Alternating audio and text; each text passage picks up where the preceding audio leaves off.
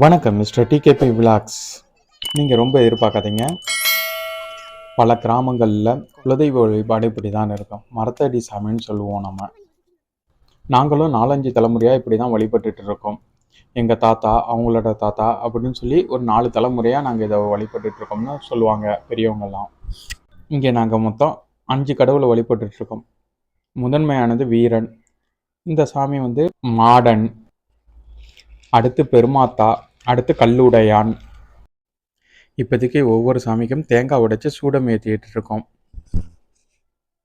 இது மாதிரி நீங்களும் வழிபட்டீங்கன்னா அந்த ஊரோட பேரும் என்னென்ன சாமி வழிபடுறீங்களோ அதோட பேரும் சொல்லுங்க பார்ப்போம். அடுத்து உள்ள சாமி முனிசாமின்னு சொல்லுவோம்.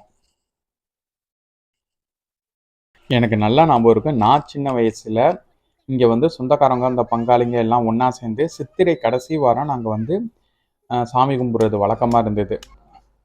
அதாவது நைட்டில் சாமிக்கு படைக்கிறதுக்கு நாங்கள் செஞ்சுருக்கோம். சக்கரை பொங்கல், களி, ரொட்டி, பானகம் இதெல்லாம் செஞ்சு விடிய காலையில் நாங்கள் சாமிக்கு படைச்சி வழிபட்ட ஞாபகம் இன்னமும் எனக்கு இருக்குது. சில ஆண்டுகளாக அப்படி வழிபடுறதை நாங்கள் விட்டுட்டோம். இப்போ திரும்பவும் சேர்ந்து ஒன்றா சேர்ந்து வழிபடலாங்கிறதுல பேசிகிட்டு இருக்கோம் எல்லாரும் சேர்ந்து. கூடிய சீக்கிரம் ஒன்றா சேர்ந்து வழிபடுவோம். அதையும் வீடியோ எடுத்து போடுவோம். அந்த சின்ன திடலை சுற்றி வயல் தான் இருக்கும். இப்படி தான் வயல் இருக்கும்.